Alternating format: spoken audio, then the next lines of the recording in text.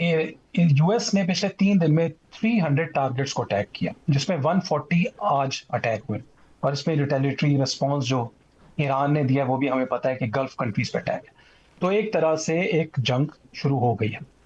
लेकिन मैं इसको एक और एंगल से देखता हूँ। मेरा एनालिसिस ये है कि जो थॉमस शेलिंग ने कहा था ना, राइटनेस थ्योरी या बार्गेनिंग थ्योरी, कि जब भी आप डील के क्लोज होते हैं तो आप प्रेशर टैक्टिक्स यूज करते हैं और आप मोर मार्जिन लेना चाह रहे होते हैं।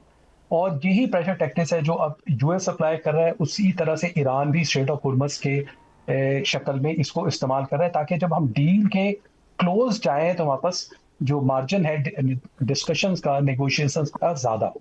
एक ये एंगल। दूसरा एंगल ये है कि जो एमओयू है वो एक तरह से एक विनिंग डॉक्यूमेंट है फॉर ईरान। आपने देखा होगा कि उसमें ईरान को स्ट्रेट ऑफ हुर्मुज भी मिला है, उसमें $300 बिलियन इन्वेस्टमेंट्स भी हैं, उसमें फ्रोजन एसेट्स भी फ्रीज हो रहे हैं, सैंक्शंस की बात भी हो रही है, लेबनान भी है।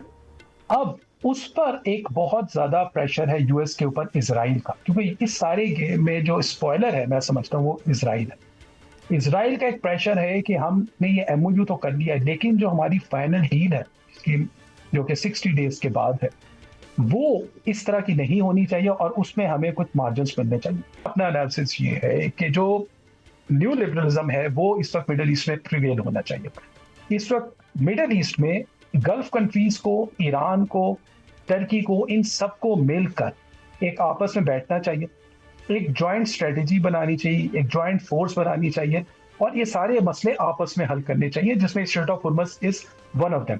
अब आते हैं स्ट्रेट ऑफ हुर्मुज की तरफ। स्ट्रेट ऑफ हुर्मुज, और जिसने आपने 1973 की बात की कि जब ये अरब वॉर हुई थी, अरब इसराइल वॉर, और 73 में जो $1 से $8 बैरल पे चला गया था उस वक्त तेल, तो आज वही हो रहा है कि 67 से 100 भी क्रॉस कर रहा है।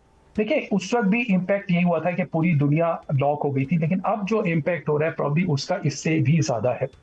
अब क्योंकि दुनिया बहुत ज्यादा इंटरकनेक्टेड है, एक कॉम्प्लेक्स इंटरडिपेंडेंसीज ज्यादा है, तो उसका इम्पैक्ट हो रहा है। नेचुरली जब सब पर इम्पैक्ट हो रहा है तो वो पाकिस्तान पर भी होगा, और ऑयल का तो इम्पैक्ट डायरेक्ट आपकी इकोनॉमी पर होता है। पाकिस्तान का रोल पहले ही इसमें बड़ा पॉजिटिव रहा है, क्योंकि पाकिस्तान ने ही एक्चुअली इस रीजन को इस जंग से निकाला है।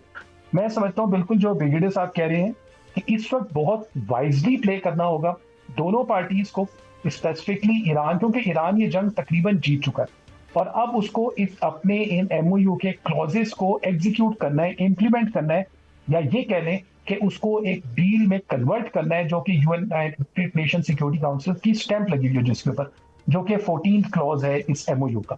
अगर ऐसा हो जाता है, मैं समझता हूं कि आइंदा के लिए भी यहाँ पे सुकून हो जाएगा, और ये जो उसमें बात सैंक्शन रिमूवल की भी हो रही है तो ट्रेड भी स्टार्ट हो जाएगा, जिसका सबसे वाला फायदा शायद हमें ही होगा, बीइंग द नेबर।